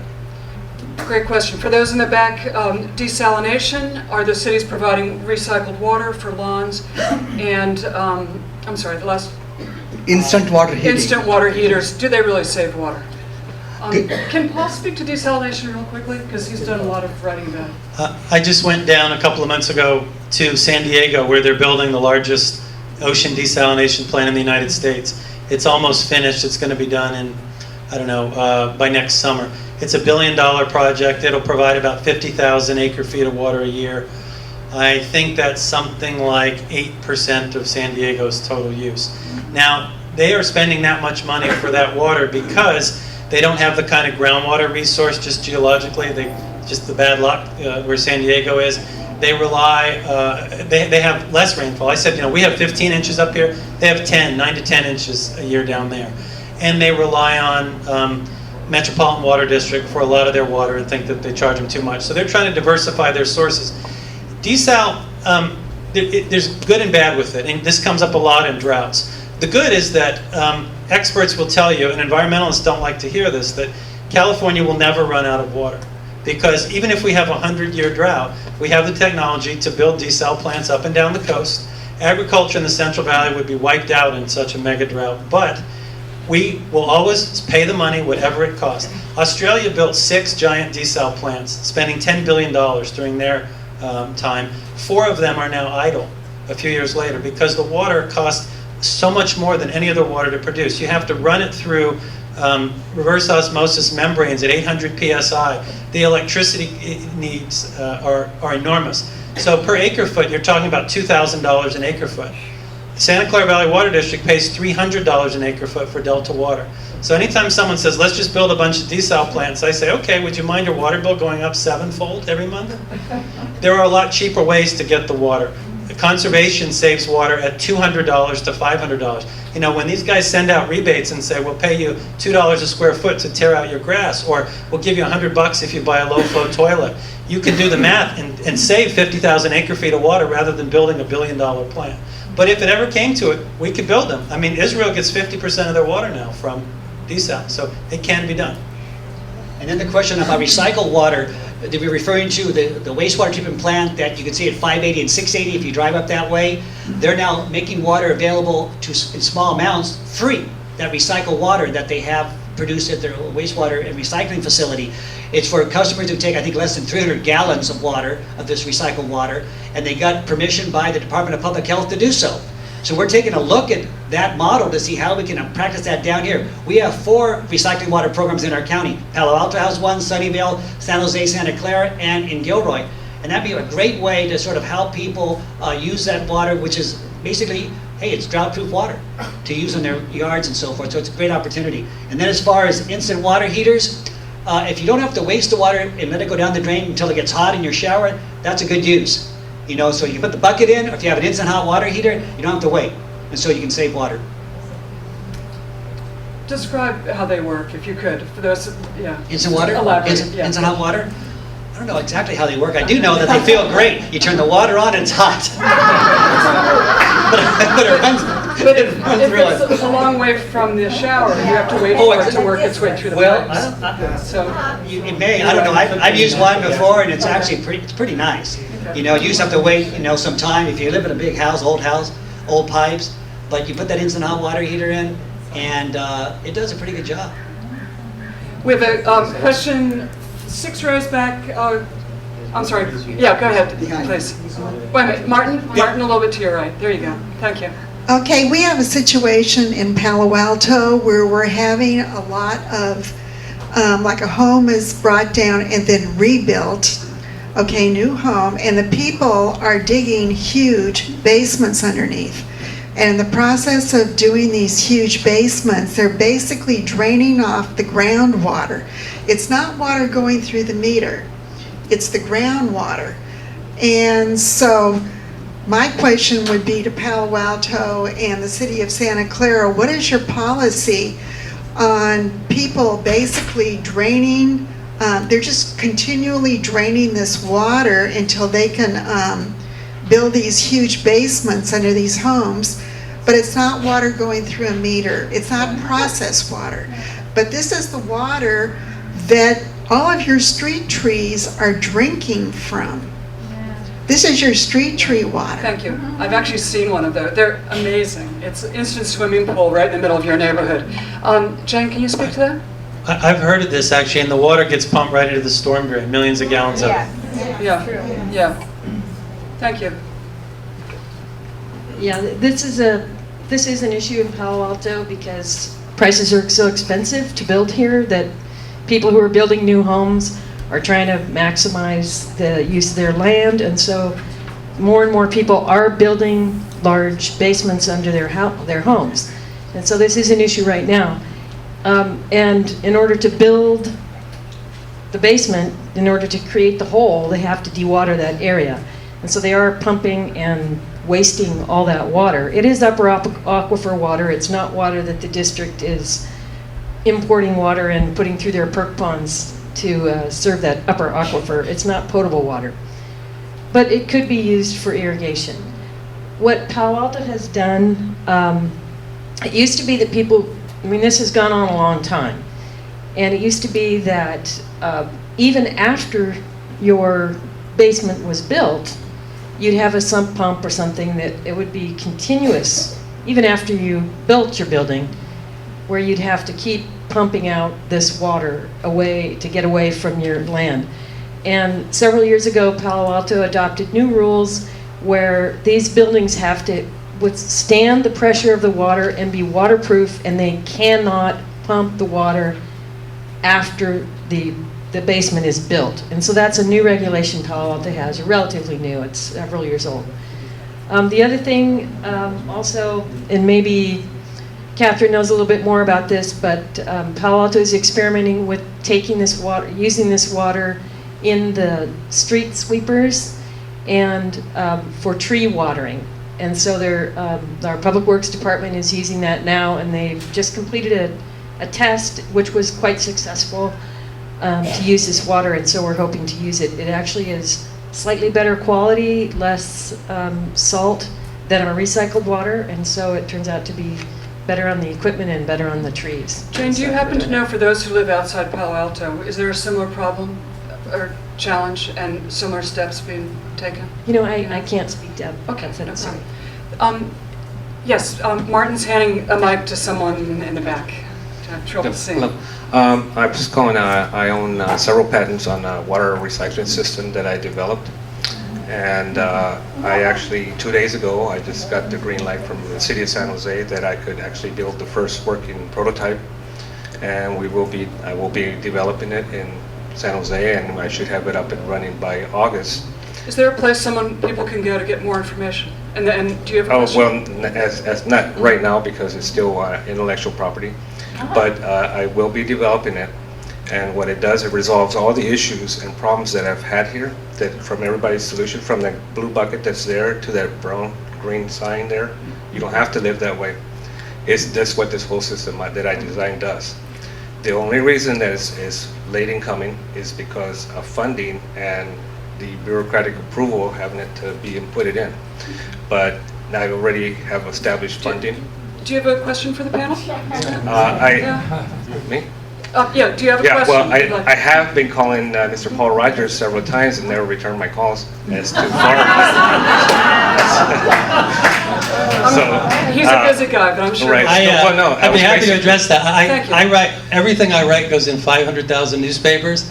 I get 300 emails a day. I get more than 20 phone calls, and a lot of those are guys who want to sell things. So I just don't have time to call right back. So good luck with your product. Right. Well, most of it was because I read what you write in the papers, and I kind of look at it and say I have a solution for it, but nobody wants to answer and listen to me. Then so be it. But that's okay. Let us know when it's ready to be marketed. I'm sure you. Martin, there's someone 2 rows ahead of you. Thanks. Thank you. Hello. Thank you for this forum. I'm blessed or cursed with long-term vision, and we're talking here about local issues, and I have a problem that concerns me that's not a local water issue, but it's a much bigger issue. I see the signs on the freeway that say, severe drought, please conserve water. And the sardonic part of me says, that's cute. 3 years of drought, the worst 3 years in a long time. but we're heading into a global climate crisis that's going to have 1,000-year droughts in California, maybe longer than that. I basically see climate change, if we don't stop it, lasting roughly 100,000 years. So my question to the panel would be, what are you doing to plan for a 1,000-year drought in California? And how will the 38 million people who now live here, and all of the wrangling you've talked about just dealing with the little water issues, which are little but yet serious and everyone's concerned about them, how are we going to deal with the big issue? Thank you. Good question. What I say, we have three main components of providing water supply. It takes the water first. And of course, Paul alluded to, we got this Pacific Ocean out here, we got the bay, so if it really came to drastic times, we would be desalting to get our water needs. It takes water.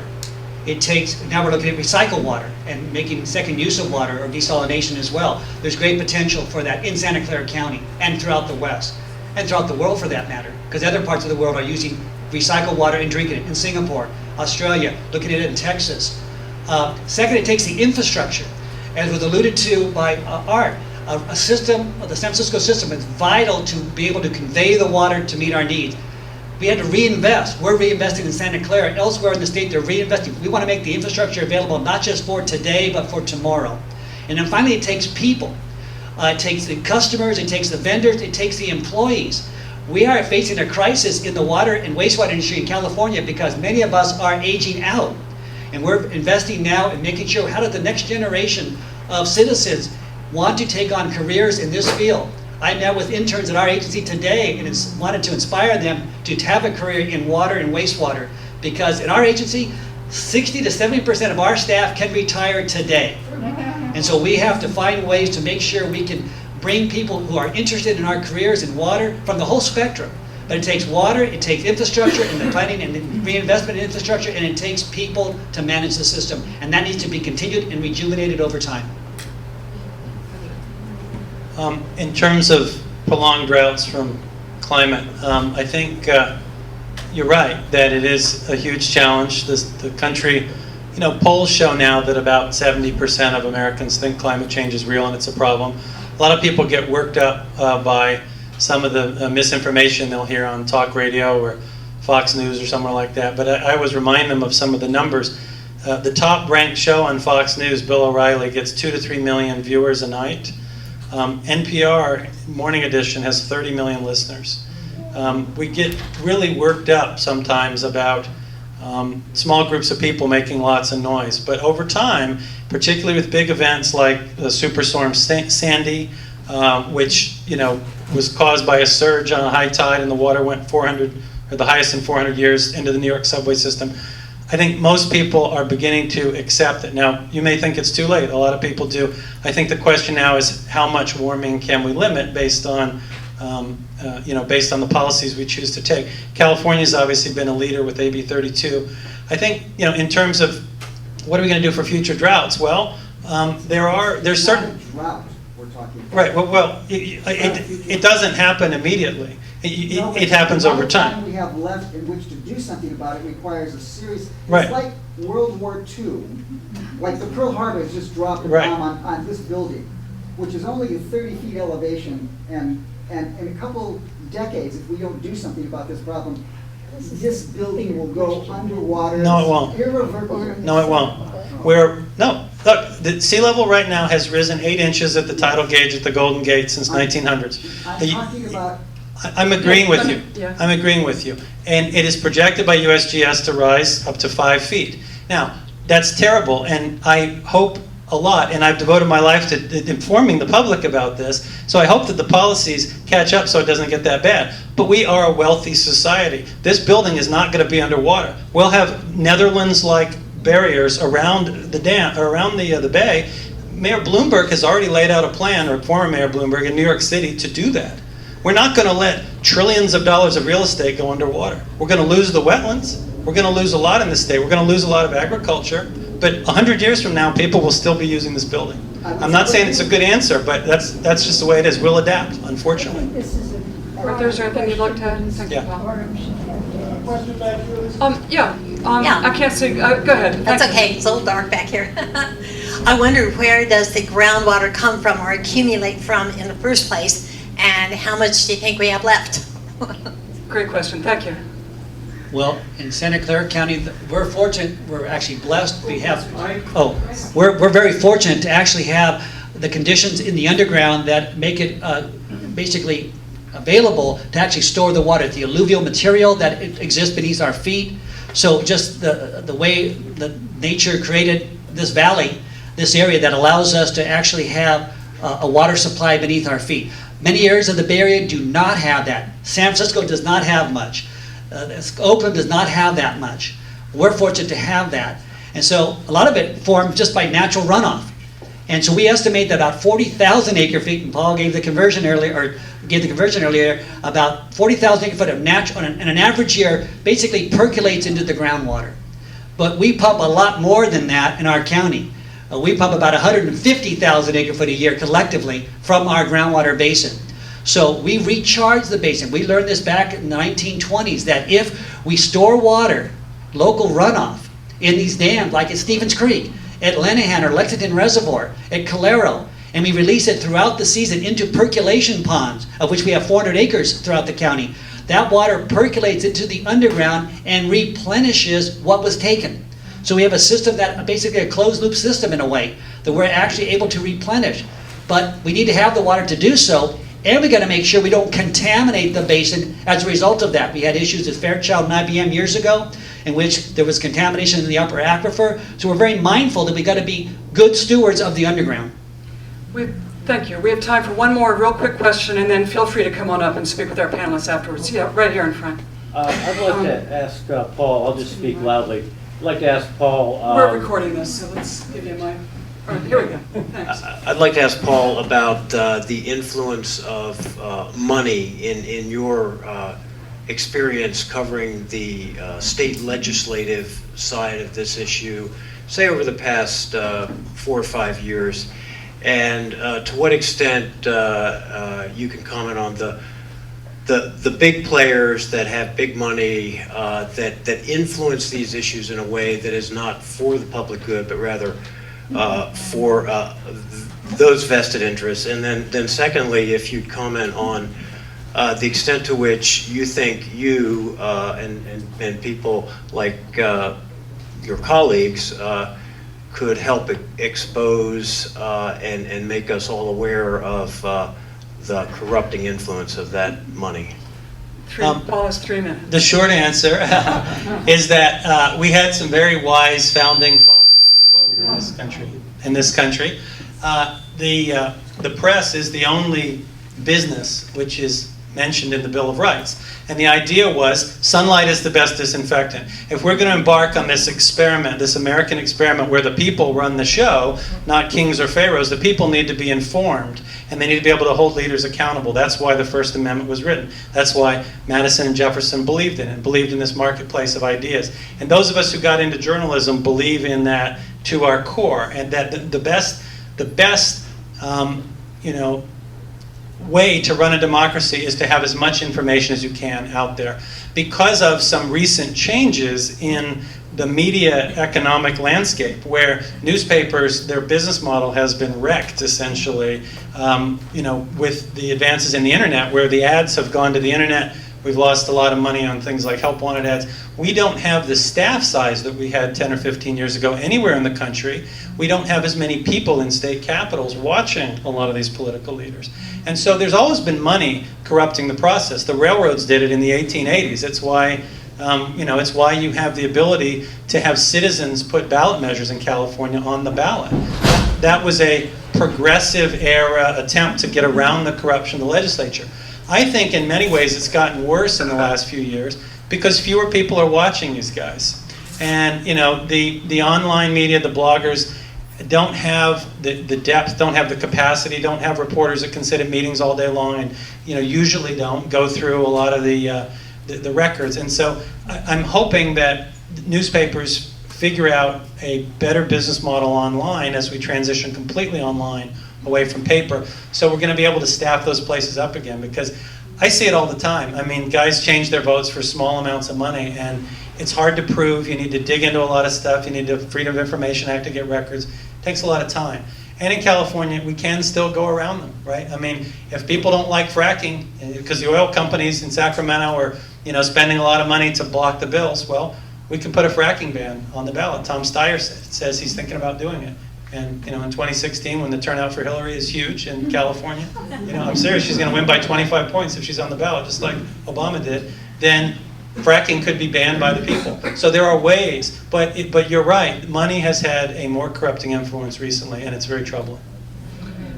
Thank you very much. And to that end, I want to thank all of you who are readers of Mercury News and Bay Area News Group. 1 second, please. And supporting us. I mean, you're what keeps us going. Your emails, your phone calls, your story ideas keep us going. Thank you so much for coming tonight. Really, really heartening.